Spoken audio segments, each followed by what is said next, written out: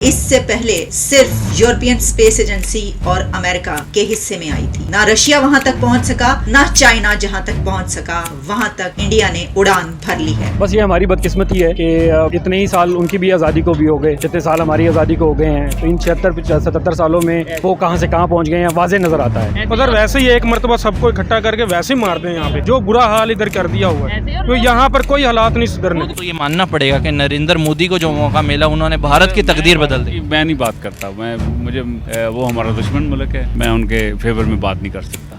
इस वक्त जो पाकिस्तान के हालात हैं, हाल ये हो गया है कि ऐसा लगता है कि एक बहुत बड़ी सल्तनत के साथ एक कच्ची आबादी मौजूद है।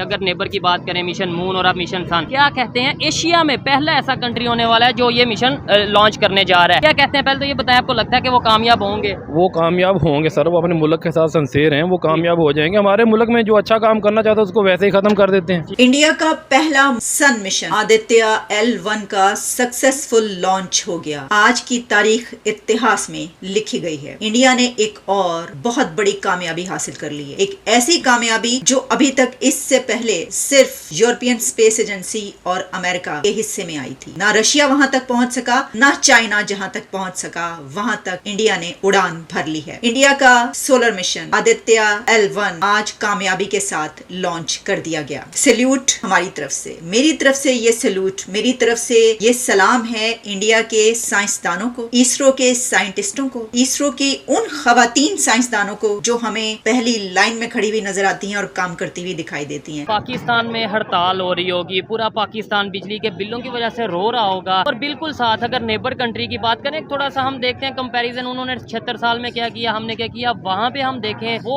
मिशन सन को लॉन्च करने वाले हैं कल की तारीख में। बस ये हमारी बदकिस्मती है कि इतने ही साल उनकी भी आज़ादी को भी हो गए, जितने साल हमारी आज़ादी को हो गए हैं, तो इन 76-77 सालों में वो कहां से कहां पहुंच गए हैं वाजे नजर आता है। उनका एक स्टेट का GDP जो है वो आपके पूरे पाकिस्तान के GDP के बराबर है, और इस तरह कितनी स्टेट्स हैं उनके पास। चंद्रयान 3 मून मिशन अभी रिसेंटली उन्होंने किया है, पूरी दुनिया ने उसको अप्रिशिएट किया। सबसे एंड पे पाकिस्तान की तरफ से मुबारकबाद गई है, और दुनिया की 5वीं इकोनॉमी बन गई है। उनके मौशियात, माहिर मौशियात सर जोड़ के बैठते हैं, को पॉलिसी देते हैं, महंगाई को कंट्रोल करते हैं। आपसे बेहतर तो बांग्लादेश का और अफगानिस्तान का है, वहाँ पेट्रोल तो इतना महंगा नहीं है। आज सुबह श्रीहरिकोटा जहाँ से मून मिशन रवाना हुआ था, वहीं से आदित्य L1 रवाना हुआ। और इससे पहले सोमनाथ जी जो के हेड करते हैं इसरो को, एक बार फिर जैसे मून मिशन से पहले मंदिर गए, दुआएं मांगी। इस मर्तबा भी उन्होंने ये दुआएं मांगी। पूरा इंडिया दुआएं मांग रहा था। इंडिया इसमें पहुंचने वाला तीसरा मुल्क, इस तरीके से कि पहले अमेरिका और यूरोपियन स्पेस एजेंसी की बात की जाती है। तो देखिए इंडिया जो है वो तो इस खित्ते, अगर हम साउथ एशिया से हम कहें तो वो तो पहला मुल्क है, तो इसको पहला मुल्क ही समझना चाहिए कि वहां पर ये मिशन भेज रहा है। अगर हम अपनी नजर से देखें, जहां पर अभी तक रशिया भी नहीं पहुंच सका, चीन भी नहीं पहुंच सका, वहां पर ये मिशन इतनी हिम्मत दिखाना और ये कहना कि नहीं हम ये करके दिखाएंगे। एशिया में पहला कंट्री होगा, ना रशिया वहाँ ये मतलब ऐसा कोई मिशन लॉन्च कर चुका है पहले, ना ही इवन चाइना ने कोई ऐसा मिशन लॉन्च किया है। ये समझ लें इंडिया का नहीं, ये पूरे जो सा एशिया का ये मिशन होगा। अभी मिशन मून उनका माशाल्लाह देखें वो कितना कामयाब हुआ है, वो अब सन की तरफ उनका